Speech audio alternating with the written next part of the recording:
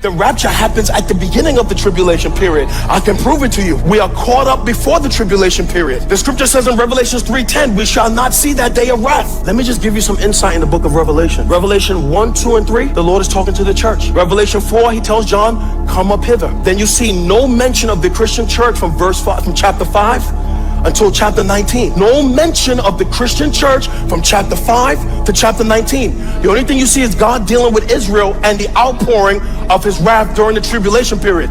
Then in chapter 19 you see Jesus at the marriage supper of the Lamb with the church, who was there for 7 years, and he's returning with them behind him, the armies on the right horse.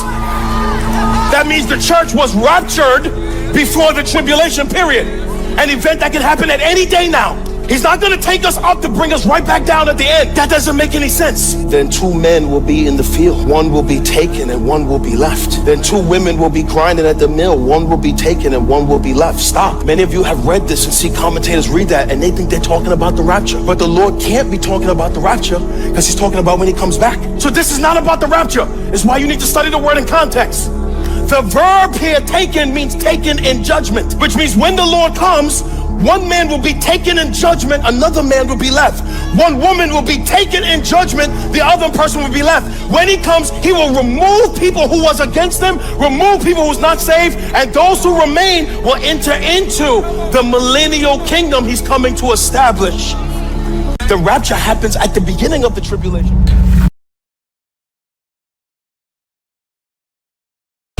period. The rapture happens at the beginning of the tribulation period. I can prove it to you. We are caught up before the tribulation period. The scripture says in Revelation 3:10, we shall not see that day of wrath. Let me just give you some insight in the book of Revelation. Revelation 1, 2, and 3, the Lord is talking to the church. Revelation 4, he tells John, come up hither. Then you see no mention of the Christian church from chapter 5 until chapter 19. No mention of the Christian church from chapter 5 to chapter 19. The only thing you see is God dealing with Israel and the outpouring of his wrath during the tribulation period. Then in chapter 19 you see Jesus at the marriage supper of the Lamb with the church, who was there for 7 years, and he's returning with them behind him, the armies on the right horse. That means the church was raptured before the tribulation period, an event that can happen at any day now. He's not going to take us up to back down.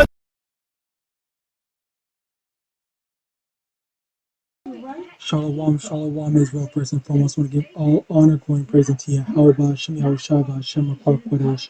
Double honors to the elders and apostles, very millstone. Shalom to mighty AHPARYAM, who are diligently waiting to be delivered from this foreign captivity, as well as a speckled bird that may look like the other nations, but are actually YAHAWAH. Spell the Cup commission with no lesson. Today's lesson, we are going to be talking about this.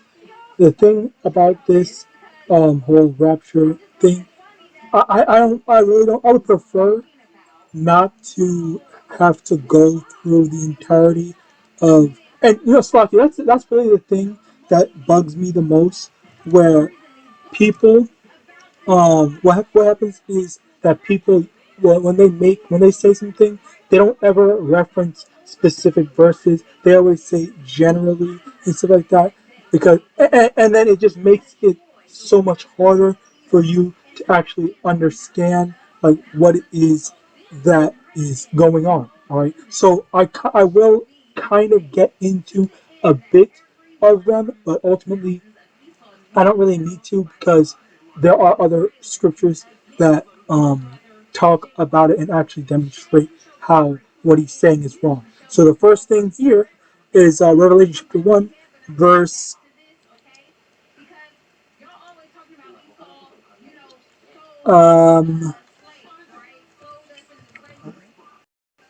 7. Behold, he cometh with their clouds, and every eye shall see him, and they also which pierced him, and all creatures of the earth shall wail because of him, even so, Amen.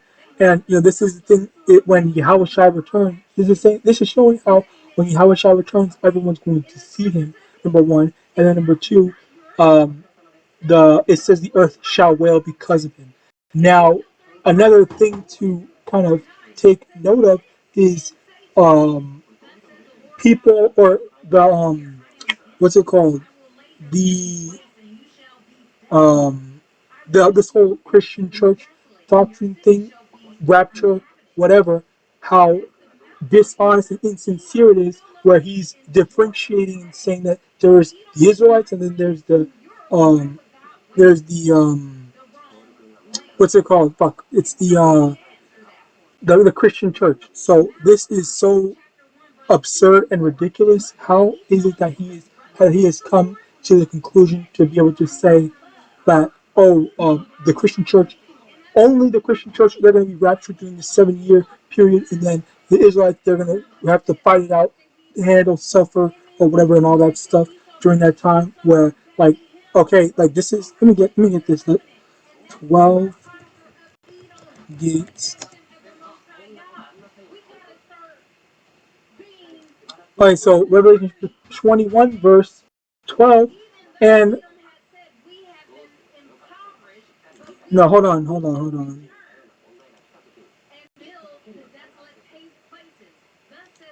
Oh, I just want to make sure that I got the right one.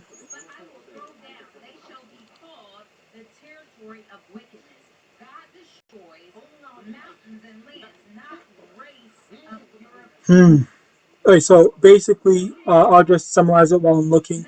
It's the 12 gates that are supposed to represent the 12 tribes of Israel. That's what the gates to heaven is supposed to be for, all right? And Revelation 21, verse 12, and had a high wall, and had a wall great and high, and had 12 gates, and at the gates 12 angels, and the names written thereof, which had the names of the 12 tribes of the children of Israel. And the 12 verse 21, and 12 gates were 12 pearls. Every gate was of one pearl, and the streets. Well, yeah, basically you get the point.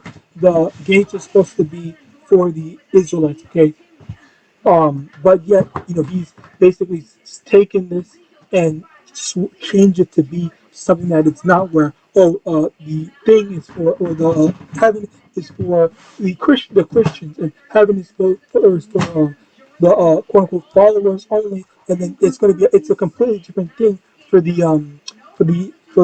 Israelites and stuff like that. All right, that's basically what he's trying to push out. Now to get into the actual thing in terms of the tribulation. Jeremiah 30, verse 7, alas, for that day is great, so that, actually, let me see if I have another one, because there's one more, shall shut.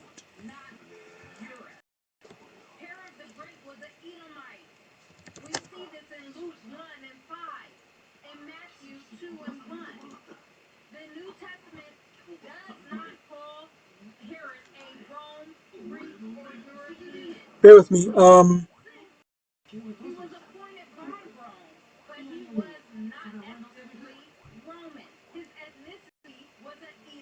right, whatever. I'll just continue on. Jeremiah chapter 30, verse 7. Alas, for that day is great, so that none is like it. It is even the time of Jacob's trouble, but he shall be saved out of it. So basically, the thing here is how YAHAWASHI says that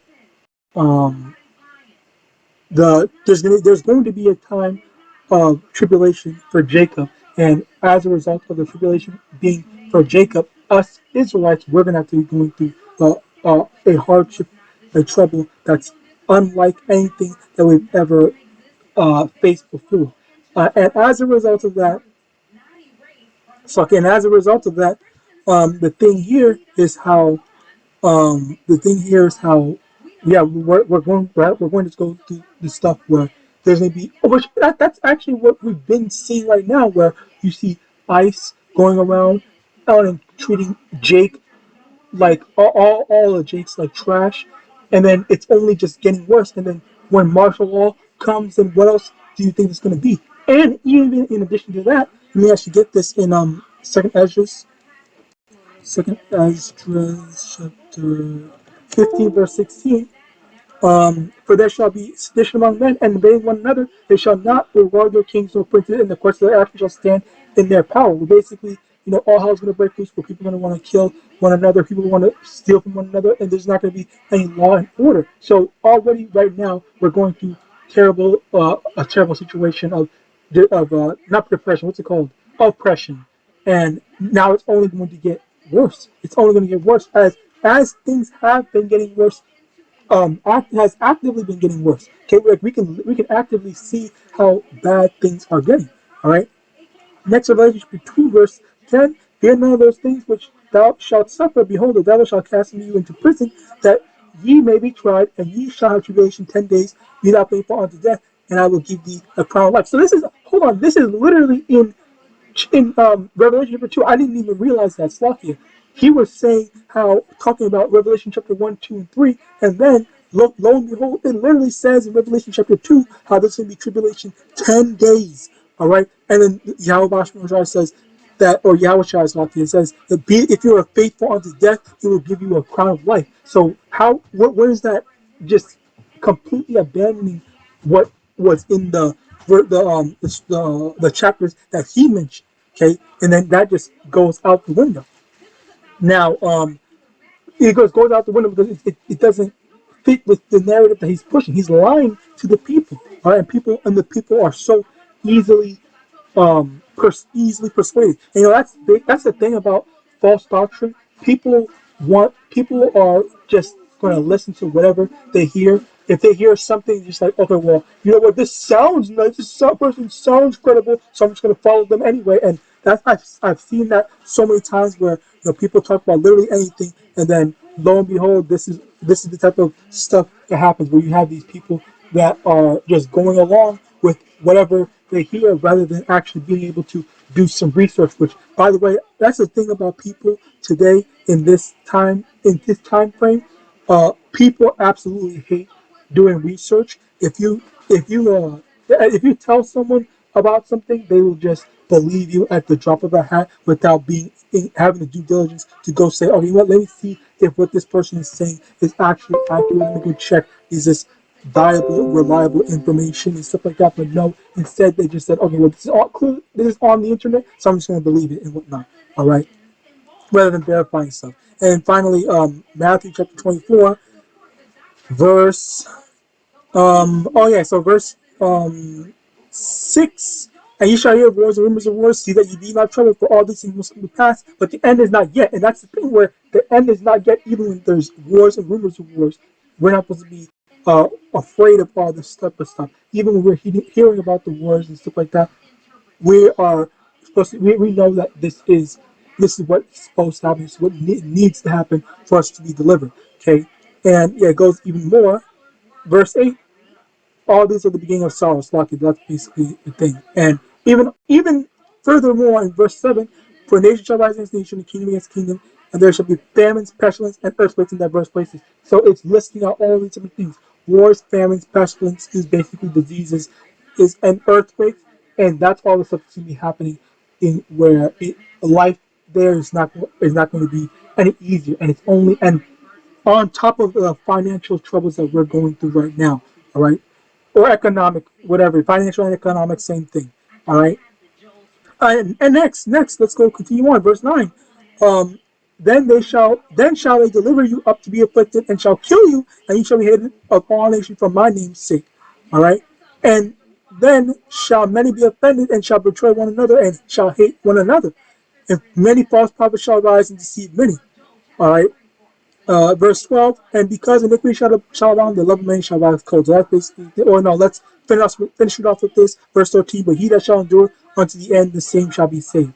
And that's, perfectly the thing where the scriptures are literally telling us that as we're going through all these different things, we have to expect, all these different types of things when it happens. By the way, we have to expect all these different things, but also, after we endure, that's where Yahweh said that we're going to, Yahweh said that we're going to be saved. So that basically just cuts all this before rapture, before, or whatever stuff like that. So with that, I pray the system is edifying. We give all honor, glory, and praise unto Yahawadah, Yahawadah, double honors to the elders and apostles, great and son of Allah, and Shalom.